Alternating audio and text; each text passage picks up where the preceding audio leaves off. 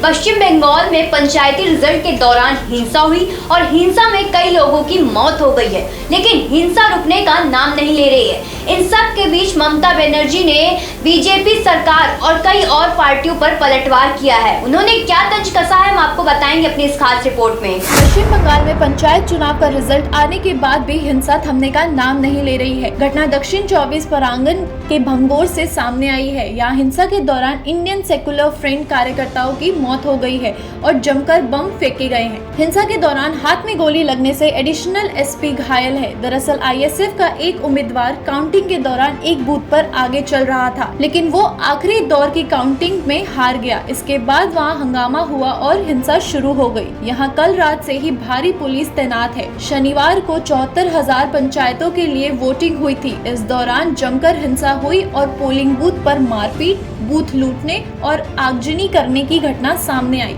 इसके बाद 19 जिलों में बूथों पर सुबह 7 बजे से शाम 5 बजे तक फिर से मतदान कराया गया था। इस दौरान प्रत्येक बूथ पर राज्य पुलिस के अलावा 4 केंद्रीय बल के जवान मौजूद थे। चुनाव के दौरान हिंसा के सबसे ज्यादा केस मुर्शिदाबाद, कुछ बिहार, उत्तर और दक्षिणी 24 परगनों से सामने आए। कुछ बिहार की टीएमसी वर्कर्स ने बैलेट बॉक्स तोड़े थे, उनमें पानी डाल और आग लगा दी थी। उत्तर दिनाजपुर में कई जगहों पर बैलेट पेपर और चुनावी से जुड़ी सामग्री जला दी गई थी। दक्षिणी दिनाजपुर में भी बैलेट बॉक्स में पानी डाल दिया गया था। जहां हिंसा बढ़ती जा रही है, वहीं पार्टी एक दूसरे को तंज कसने से बाज नहीं आ रही है। पार्टियों ने एक दूसरे पर आरोप लगाया है। विपक्ष के नेता शुभेंदु अधिकारी ने चुनावी हिंसा के लिए ममता बनर्जी को जिम्मेदार ठहराया। उन्होंने कहा कि बंगाल में लोकतंत्र की हत्या हो गई है। चुनाव को चुनाव आयोजन ने ममता बनर्जी के साथ मिलकर नष्ट कर दिया है। बीजेपी बंगाल में लोकतंत्र की बहाली चाहती है।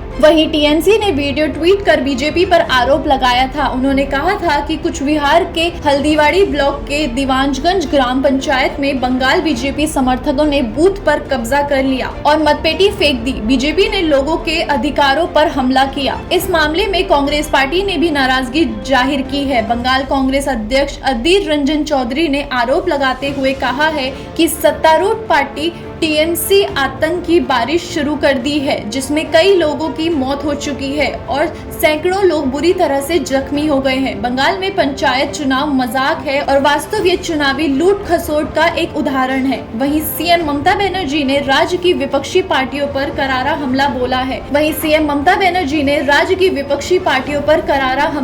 है। ममता ने कहा कि राम, श्याम और वाम ने मिलकर चुनाव में हिंसा की साजिश रची। बता दें कि पंचायत चुनाव पूरी तरह से हिंसा की भेंट चढ़ा दिया गया है। सिर्फ वोटिंग वाले दिन ही 19 लोगों की हत्या हो गई थी।